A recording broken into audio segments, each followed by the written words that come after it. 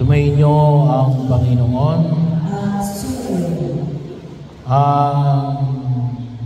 Sino mang pinagsama ng Diyos ay huwag pag-iwalayin ng tao. Muling ipinaalala sa amin ng ating Panginoon Jesucristo ang kahalagahan ng mga salitang ito. Bahagi yun, muli isinasampala naman sa Kongreso at kung minsan may mga tumatakbo ngayon, mga kongresista ng plataforma ay muling isulong ang diborsyo sa Kongreso. So bahagi yun na kung saan ay patuloy na pinangangalagaan ng simbahan ang bahagi na ito na nawa ay huwag maisabatas. Bagaman sabi nga natin, tayo lamang at ang Batikan ang natitira na hindi pumapayag sa divorce. Pero ito po ay matagal na usapin. Hindi lamang sa Kongreso, nakita natin sa banal na kasulatan, thousands of years. Bahagi ho. Hindi lamang sa panahon ni Moises, ngunit kahit na sa mga nauna pang mga pagkilos na nakita natin, ay palaging binibigyan ng pagkakataon na mag-isingit ang diborsyo. Bagamat ang simbahan pumapayag o sa tinatawag natin annulment. Ano ba yung pagkakaiba ng annulment at tsaka ng divorce? Iba o yung annulment ng simbahan, iba pa rin o yung annulment ng gobyerno. Yung annulment ay principally ay alin? Walang nangyaring kasal. Anong nangyari? Kasal-kasalan. Kaya lang, kinakailangang iproseso pa rin para talagang mapatunayan na alin. The marriage is null and void since the beginning. Yun yung pamantayan ng simbahan. Kasi mula pa lamang ay may depekto na. Katulad na limbawa ng anong depekto? Yung wala sa tamang edad. Yung pamantayan ng gobyerno at ng simbahan ay 18 years old and above. Ibig sabihin, kung yan ay kinasal ng 17, null and void yun. Pwede isampa mo yun for annulment. No? Pwede yun. Bakit? May defecto. Ano yung defecto? Age. No? Ano pa? Sabi nga kung isa yung iba, nagtatanong natin, nagkakasal ba ang simbahan sa garden? Hindi ho. No? Yung mga garden wedding yan, hindi ho yan kasal sa simbahan Katoliko. No? Yan ho ay hindi Katoliko. No? Hindi ho natin pinapayagan. At kung sakali mang mayroong magpakasal, isa rin ho yung defect. No? Bakit? Ang talagang lugar natin sa sakramento ng kasal ay alin? Sa loob ng simbahan. Bakit? Sapagkat kayo ay ikinakasal sa harapan ng Diyos. At ang proper place ay walang iba kundi saan? Sa bahay ng Diyos.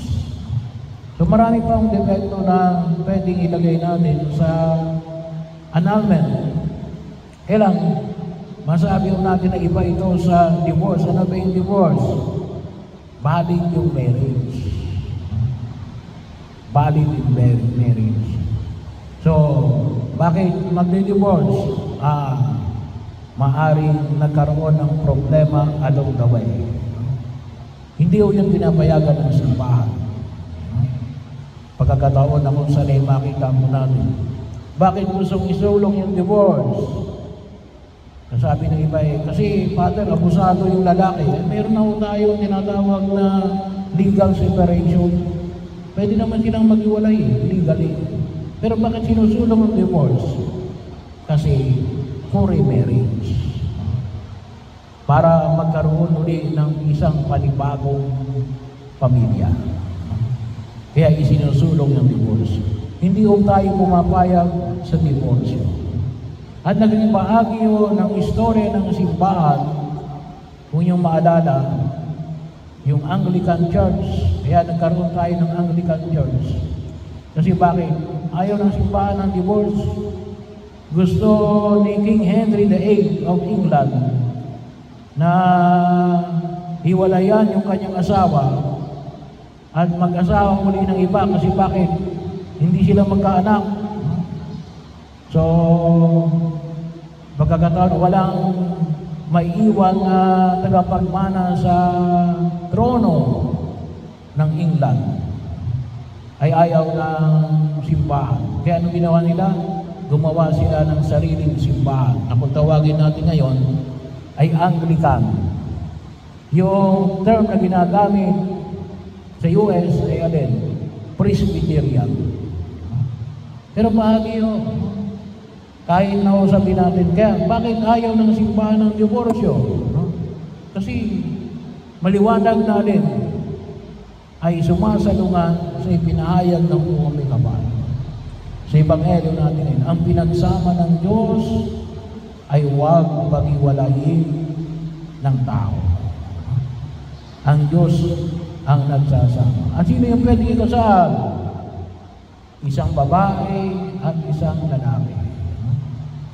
Hindi pwedeng dalawang lalaki. Hindi pwedeng dalawang babae. Father, pwede ba kayong tomboy at saka bakla? Pwede. Babae at lalaki yun. Tomboy lamang at bakla. So, bahagi yun na kung saan ay makita ko natin. Pagkakataon na kung saan ay napakaalaga. Sapagkat, para saan ba yung kasal? Ay di para maipakita natin ang pagmamahalan. Hindi lang basta pagmamahalan ulit na rin.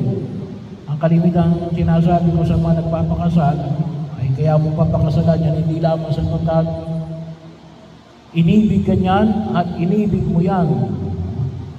Pero dahil mo pakakasalan yan, sapagkat maliwanag sa iyo nga rin, bigay yan sa iyo ng Diyos. Kaya nga mayroong awit, bigay ka ng Diyos sa akin. Dapat maliwanag yun. Sapagkat bahagi yun ng pagkilos ng kung saan ay siyang pinanghawakan natin. At kung yan ibigay ng Diyos sa inyo, bakit mo iwalayan yan? Pangalawa, ang alin? Para sa pagtataguyod ng pamilyang Kristiyano, magkaroon ng mga anak kung depende. Depende sa kalatayuan ng mga mag-asawa. Bakit? Kasi diyan inuhubog sa loob ng pamilyang Kristiyano kung anong ibig sabihin ng turo na Jesus na alin? Mag-ibigan kayo. Diyan higit nasisimula kung paano matuunan yung bahagi ng kasulatan na ang lahat ng may tinuro ng mga propeta at ng kasulatan bago at lumang tipan ay alin? Nakasalalay sa alin? Sa turo ng pag-ibig. Ang saan sinisimulan yan? Sa bawat pamilya. Sa bawat pamilya. Lalong-lalo na sa paumunan ng mga magulang na nawa higit na pakinabangan na mapagsaluhan kasama ng kanilang mga anak. Kaya nga, isang bahagi rin nun sa Ebanghelyo napakinggan natin, ang sabi, na sino mang tumanggap sa mga bata, isa sa maliwanag ko na kung tawagin natin, maapektuhan nila. Kapag mayroon ng diborsyo, yung mga bata, kapag naghiwalay ang mag-asawa, hahatiin ang bata. May sasama sa nanay, may sasama sa tatay. At magkakaroon ng sariling pamilya. Hindi naman lahat ng panibagong pamilya ay tatanggapin yung mga anak sa unang asawa. At sino ba kaigit sila dapat talaga ng mga laga sa mga anak? Hindi yung talagang pinanggalingan, yung kadugo. Sabi nga, bahagi, laman ka ng aking laman, dugo ka ng aking dugo. Kaya bahagi yun na kung saan ay makita natin, yung tumatanggap sa bata, higit sa lahat, pinahalagahan yan sa bawat pamilyang Kristiyano.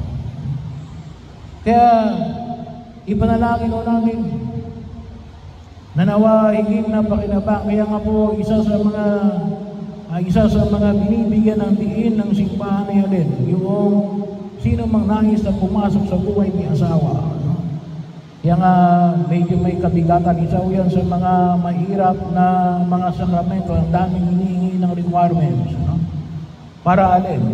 Kasi, yan ay napakahalagang aspeto ng buhay ng tao na magbibigay ng direksyon sa inyong buhay at hindi lang sa inyong buhay, ngunit sa buhay ng isang sambayanan ng bayan ng Diyos. Kasi bahagi yun. Kaya nga, makita natin kuminsan, yung image na nais na ipagkaloob ng Diyos, yan pamilya ng Diyos. Pamilya ng Diyos. Bahagi yun, kaya binibigyan ng pagpapahalaga ang maayos at na pamamahala sa loob ng buhay may asawa at pamilyang Kristiyano. So, ipanalangin natin ngayon isang pagpapasalamat sa biyaya ng buhay na ipinagkaloob ng Diyos sa atin sa loob ng pamilya. Sapagkat sa loob ng pamilya, doon natin higit na makita natin, we are born out of love. Tayo ay prutas ng pag-ibig ng ating mga magulang. Nanawa ay higit nating pakinabangan at may ibahagi sa susunod na henerasyon na higit na mapapangalagaan sa pagpapahalaga sa biyaya ng sakramento ng kasal at sa pagtataguyod ng pamilyang Kristiyano.